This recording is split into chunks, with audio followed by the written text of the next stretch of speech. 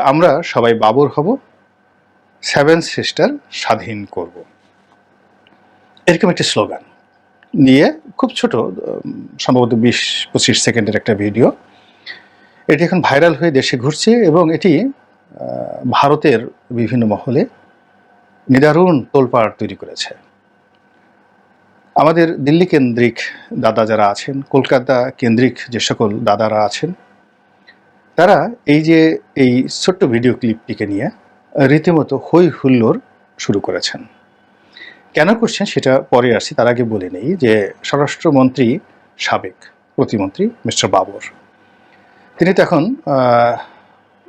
মৃত্যুদণ্ডপ্রাপ্ত আসামি।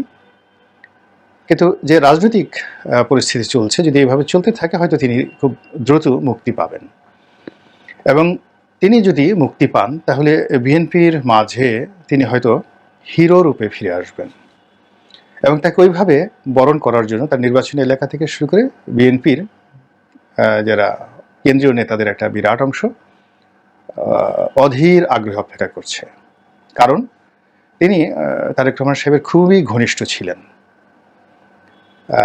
এটার একটা কারণ হতে পারে, অথবা এখন যে অবস্থা তৈরি হয়েছে সেই অবস্থাতে বিএনপির জন্য সবচেয়ে ঘনিষ্ঠ এবং কৌশলগত বন্ধু হিসেবে চীন এবং পাকিস্তান নতুন করে আবির্ভূত হয়েছে। চীন অনেক চেষ্টা করেছে আওয়ামী লীগের সঙ্গে সম্পর্ক করার, এবং বিএনপির সঙ্গে তাদের যে ঐতিহাসিক সম্পর্কটি এটি তারা প্রকৃতির হাতে ছেড়ে দিয়েছিল। কিন্তু এখন যেহেতু আওয়ামী লীগের পতন হয়েছে এবং ভারত বাংলাদেশের রাজনীতির যে অভ্যন্তরীণ রাজনীতি, এর থেকে বলতে গেলে এখন তারা বিতাড়িত। এই জায়গাটি দখল করার জন্য চীন অবশ্যই বিএনপির সহযোগিতা চাইবে। এর কারণ হলো ডক্টর মোহাম্মদ ইউনূসের নেতৃত্বে যে অন্তর্বর্তীকালীন সরকার রয়েছে, সবাই জানেন যে তারা সকলেই পশ্চিমা মদতপুষ্ট। আমেরিকা এবং ইউরোপের দেশগুলোর সঙ্গে এদের সবারই সম্পর্ক ভালো। ফলে এখানে তাদের মাধ্যমে, অর্থাৎ এই এখন যারা ক্ষমতায় আছেন তাদের মাধ্যমে চীন যে বাংলাদেশের রাজনীতিতে ঢুকতে পারবে না, এখানে আমেরিকার একটা প্রভাব থাকবে এবং আমেরিকা এবং চীনের মধ্যে যে গুরুতর সম্পর্কের অবনতি, তারই প্রেক্ষিতে চীন দীর্ঘমেয়াদে তাদের যে স্বার্থ, সেই স্বার্থ বিএনপির মাধ্যমে বাস্তবায়িত করতে চাচ্ছে। এবং ইতিমধ্যে দেখেছেন যে চীনা রাষ্ট্রদূত বিএনপির মহাসচিবের সঙ্গে দেখা করেছেন। এর বাইরে বিএনপির নেতৃবৃন্দ চীনের কৌশলগত মিত্র, এবং বিএনপিরও কৌশলগত মিত্র, সেটা হলো পাকিস্তান। রাষ্ট্রীয়ভাবে পাকিস্তানের সঙ্গে এদের ঐতিহাসিক সম্পর্ক রয়েছে, চীনেরও রয়েছে আর বিএনপিরও রয়েছে। এই সম্পর্কটি এই সময়টিতে এসে একেবারে খোলামেলা হয়েছে। আওয়ামী লীগ একসময় বলতো যে চীনের না, ঠিক বিএনপিকে বলতো আইএসআই এর এজেন্ট। বাংলাদেশে যেমন ডিজিএফআই আছে, তদ্রূপ পাকিস্তানের যে সেনা গোয়েন্দা সংস্থা আইএসআই, তার এজেন্ট হিসেবে বিএনপিকে তার আখ্যা দিত। পাকিস্তানের গুপ্তচর হিসেবে শহীদ প্রেসিডেন্ট জিয়াউর রহমানকে নিয়ে আওয়ামী লীগের যে বিষোদগার, এটি কোন পর্যায়ে ছিল আপনারা সবাই জানেন। কিন্তু এখন আওয়ামী লীগের এই যে চরম দুর্দশার এই সময়টিতে আইএসআই নিয়ে পাকিস্তান নিয়ে একটা টুর শব্দ উচ্চারণ করার মতো অবস্থায় বাংলাদেশে এই মুহূর্তে কারোরই নেই। এবং এই যে একটা ভ্যাকিউম চলছে, এই জায়গাটিতে মূলত চীন এবং পাকিস্তান ঢুকে পড়েছে, এবং বিএনপিও রাজনৈতিকভাবে শক্তিশালী হওয়ার জন্য তাকে এই দুটো সুযোগ নিতে হচ্ছে। এর কারণ হলো বিএনপির কাছে স্পষ্ট যে ভারতের সঙ্গে তাদের বন্ধুত্ব হবে না, অন্তত ক্ষমতায় যাওয়ার জন্য হবে না। তো কাজেই ভারতকে প্রতিপক্ষ ভেবেই মূলত তারা চীনের সঙ্গে এবং পাকিস্তানের সঙ্গে সম্পর্ক স্থাপন করার জোর তৎপরতা চালিয়ে যাচ্ছে।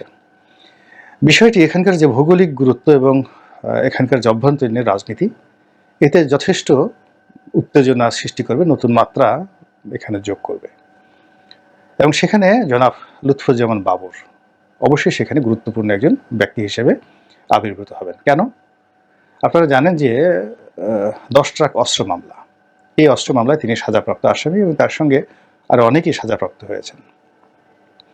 তো এই 10 ট্রাক অস্ত্র মূলত তৎকালীন বিএনপি সরকার রাষ্ট্রীয় সিদ্ধান্তে, যেমন আওয়ামী লীগ সরকার রাষ্ট্রীয় সিদ্ধান্তে ভারতকে ট্রানজিট দিয়েছে, আরো অনেক কিছু করেছে, তদ্রূপ চীনের সঙ্গে দ্বিপাক্ষিক রাষ্ট্রীয় সম্পর্কের কারণে রাষ্ট্রীয় সিদ্ধান্তে সেই যে সেভেন সিস্টারে যে সকল বিদ্রোহী গ্রুপ যারা স্বাধীনতার জন্য লড়াই সংগ্রাম করছিল, তো সেই স্বাধীনতাকামী গোষ্ঠীকে, যেটা আমাদের সংবিধান সম্মত, যে আমরা যে কোনো স্বাধীনতাকামী গোষ্ঠীকে সমর্থন জানাবো, সাহায্য এবং সহযোগিতা করব।